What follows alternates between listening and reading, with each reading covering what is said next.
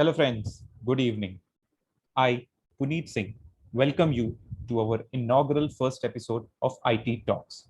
So, what is IT Talks all about?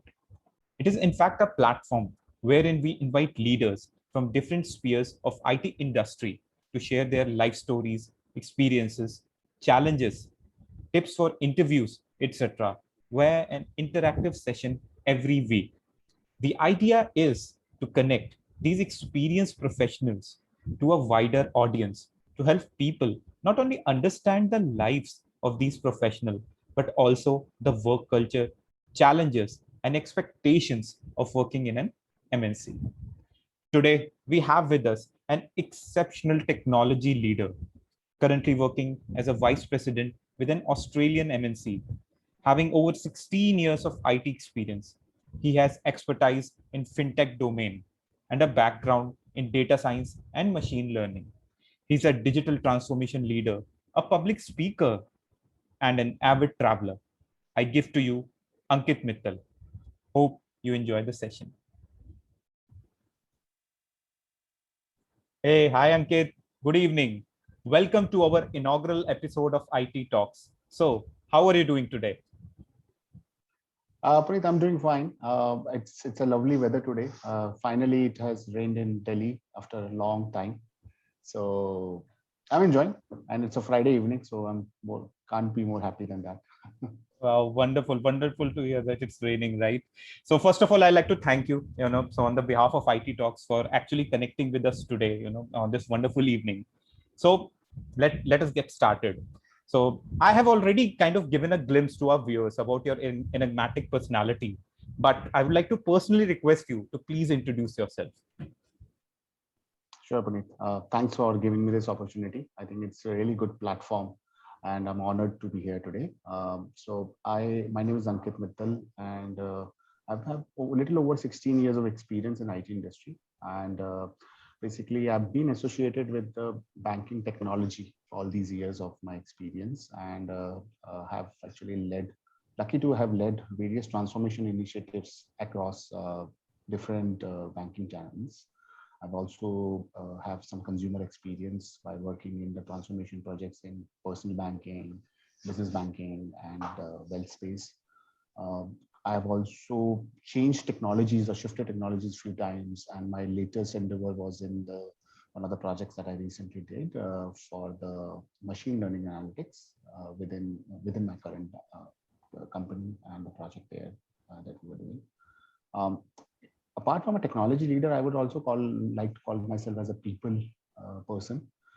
So that's another area of my expertise where I have led cross-functional teams across geography and have led them both, on a project delivery front as well as some, cross collaboration initiatives across company, and I made good rapport with the stakeholders in that process, both senior stakeholders, my peers, or be it colleagues or vendors.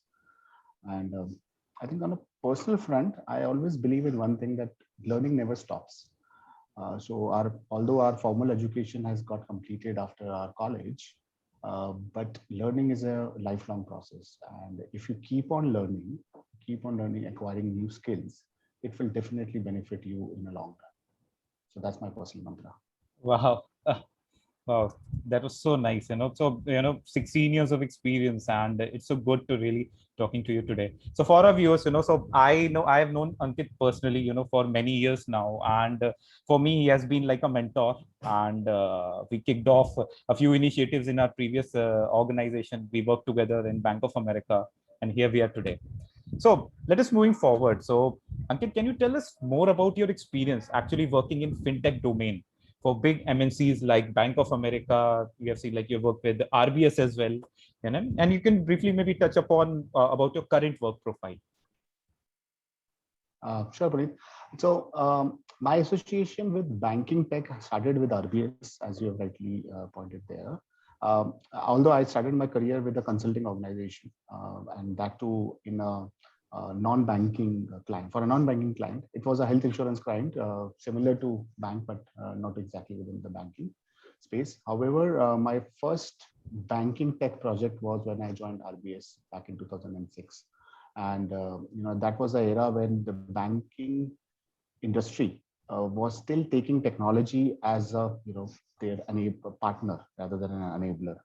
I remember once I was in a town hall with very senior leaders from RBS, and the CTO of RBS at that time told everybody that technology is just helping us, making a business with our clients.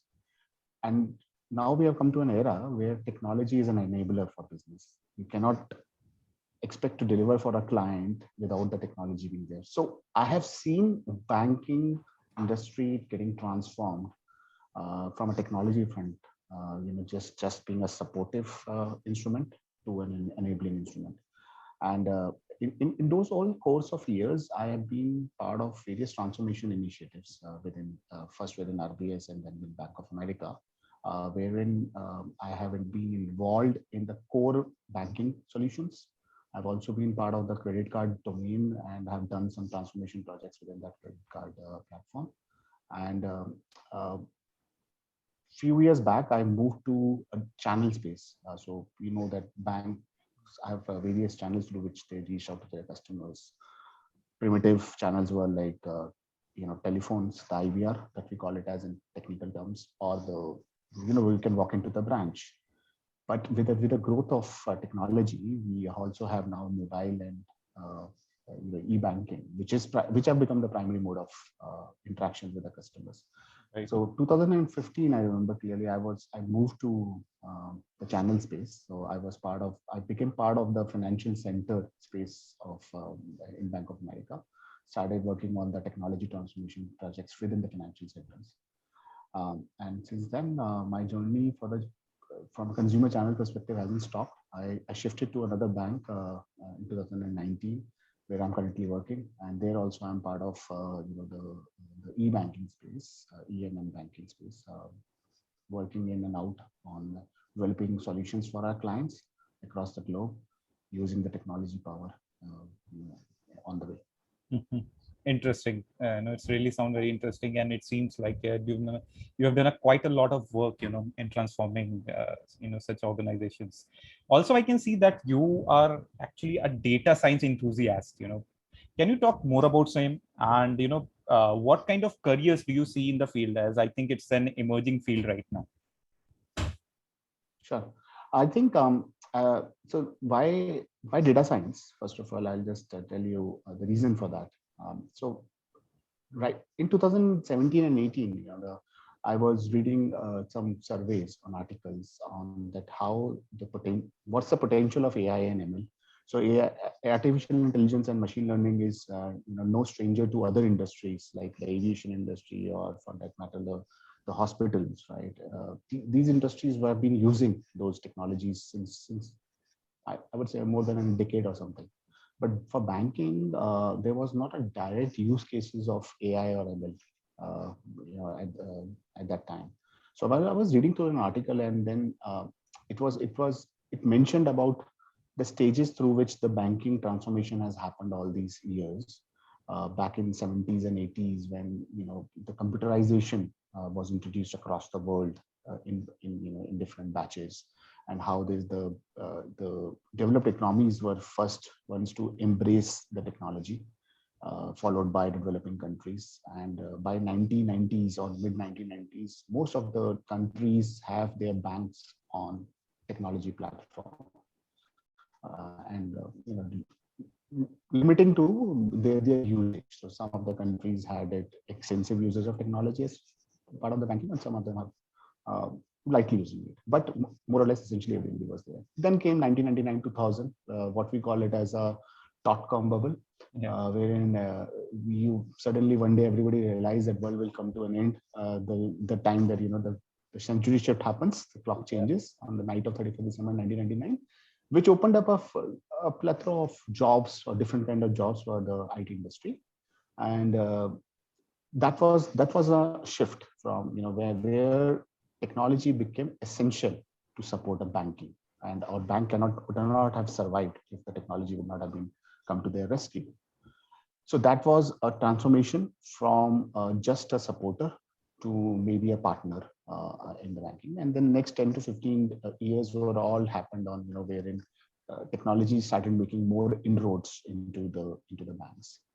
Uh, when we came down to 2015, 16, around that time, all the banks were kind of normally, having a good infrastructure. The cloud migrations have started, and everybody was happy about it. But the CIs across the world were talking about what's next. What can be the differentiator for us in terms of consumer service? Because all the banks have now technology, all have the platforms. What will be my differentiating factor versus the other bank? So that's how the need of AI and ML started. And there were discussions going on, started in the industry, that can we use these powerful technologies to acquire more customer base or service our current customer base more efficiently. And that was a kind of, you can say, a birth of an idea that data science and machine learning can be used in banking space as well. And that was kind of made me interested. It started getting an interest in data science, and I started exploring more about it. I found some courses offered by some universities around that same. And in 2019, I enrolled myself for a course, which was a 1 year program uh, on the fundamentals of data science and machine learning, because I wanted to understand that what are the building blocks of making a good machine learning model for say. And yeah, I kind of completed that course in 2020, and I've been trying to use the learnings from that course in my current projects and my current assignments to an extent. Let's see how successful I can be in implementing it. So you definitely recommend, for anyone who might be interested in such a field to, go and learn forward these kinds of skills, right? In both data science and ML. I think so. I will definitely say so. If you're a technology enthusiast and your focus is to serve the customer needs, client needs, I would say a good understanding of AI ML is definitely required. And if tie it back to the basics of it, it is just analytics, right? We have been doing analytics since all these years. Excel sheet was there even since we started actually using any programming language, right? Like Microsoft Word had this feature since many years. So this has been there. It's just that we have now started harnessing the power of it more. So if you are a technology enthusiast, why not? I think it will only help you in shaping your career better. Definitely, couldn't agree more. These days I can't see a site, which doesn't have its own, chatbot, and they, even I myself had some experience on working on the same, and it's an interesting concept. Great. So, moving towards some lighter things, right? So I have also heard that you are a public speaker, and, I've got my first-hand experience of listening to you in the past, as well as you are a travel enthusiast as well. So how do you maintain this work-life balance, considering the amount of work that you already do? Okay, I think the public speaker is really I've been honored to call as a public speaker, although I've just used that platform while we were together in Toastmasters a few years back. But thanks for that appreciation. So public speaking, yes, is again one of the passions that I hold, and it has been there as my passion since childhood, I will say. Although I could not get much opportunities to speak in front of people earlier in my career.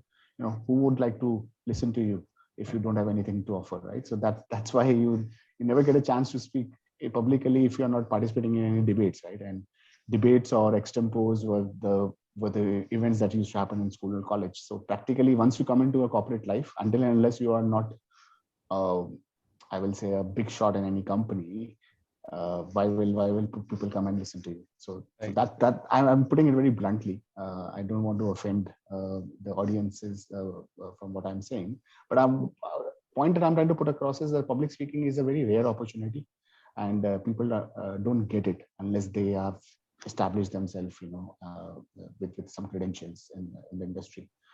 However, Toastmasters is definitely a platform which I think people can look up to for public speaking. And that was the passion that I had in me, which made me join Toastmasters. And I was glad enough that it worked out very well. I still remember the days that when we used to hold those meetings, as part of our Toastmasters Club.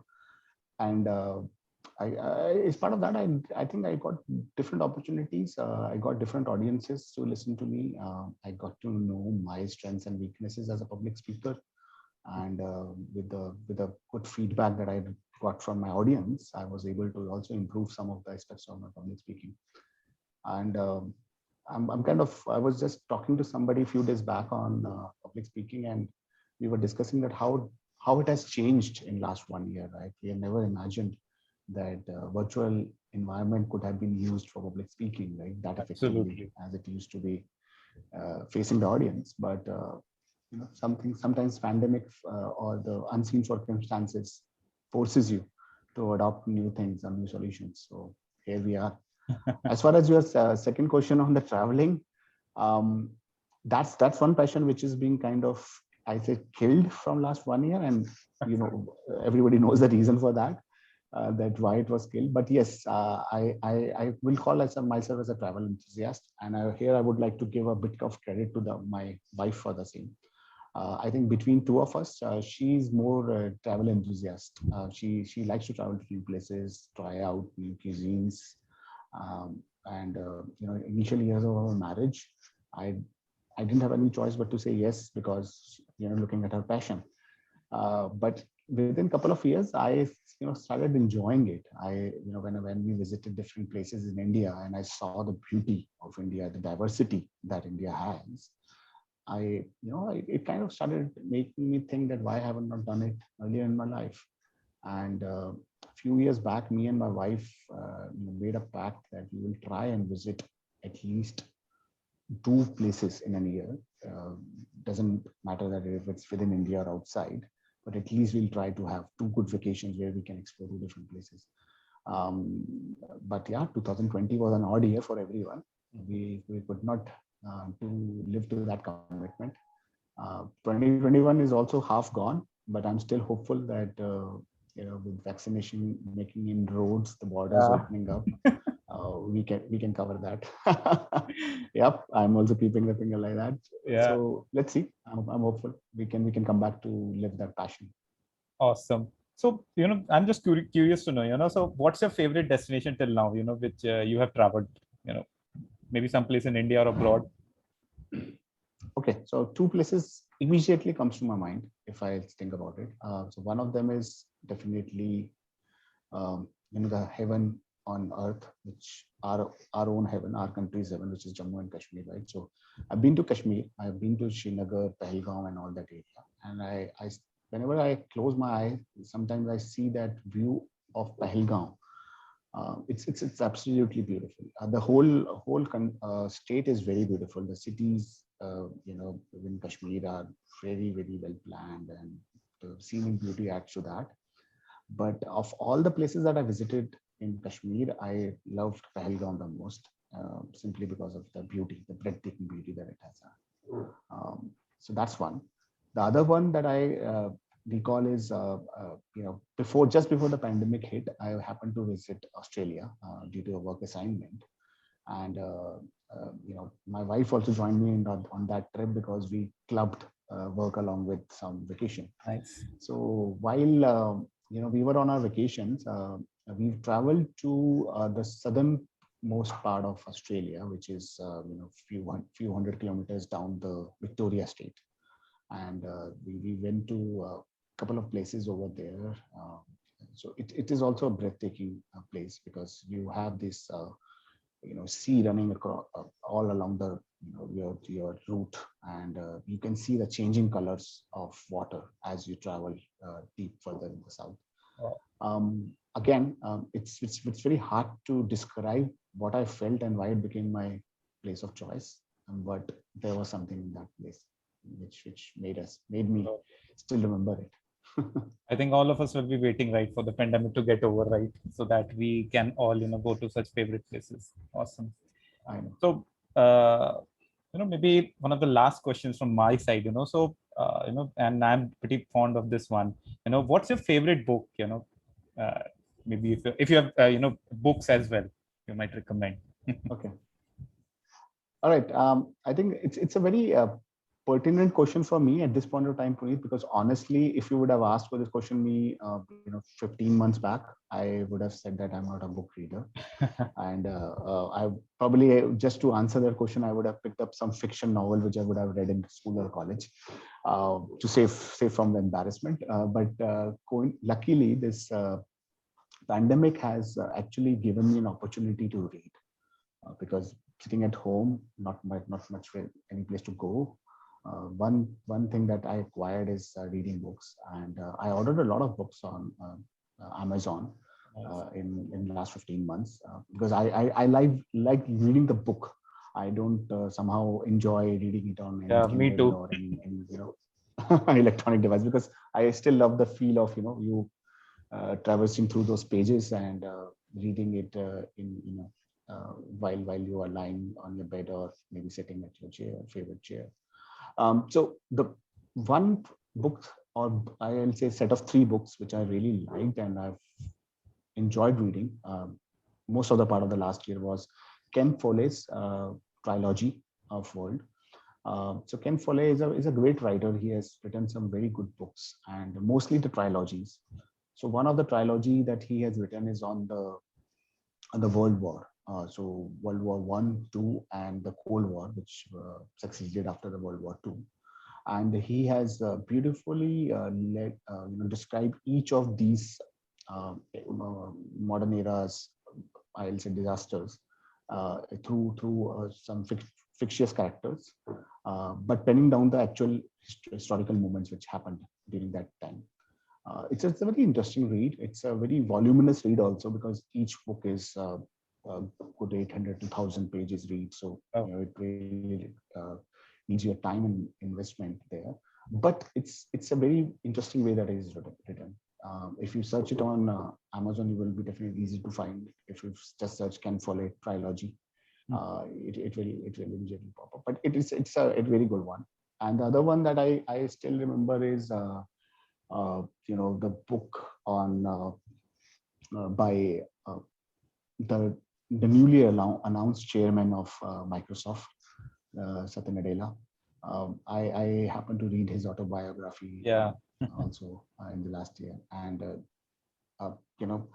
when the announcement of his elevation to chairman came a few days back, I was not surprised at all because he's such a visionary.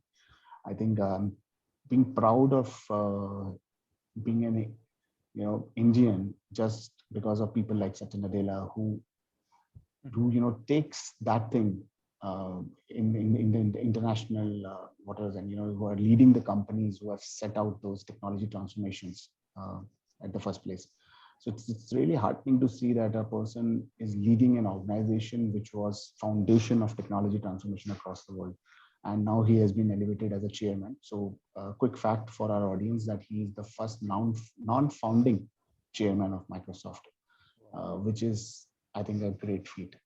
So if people haven't read his autobiography, I would definitely recommend to take out some time. Definitely, thanks. I think +1, so it was already there in my reading list. I'm going to order it very soon. Thanks for sharing. Or maybe you can come to my place and I can give you a copy of that. I have already in my bookshelf. Surely, also. In fact, I was just, looking forward to that only, so that once this pandemic gets over, so I would have loved to have this conversation in person, with you.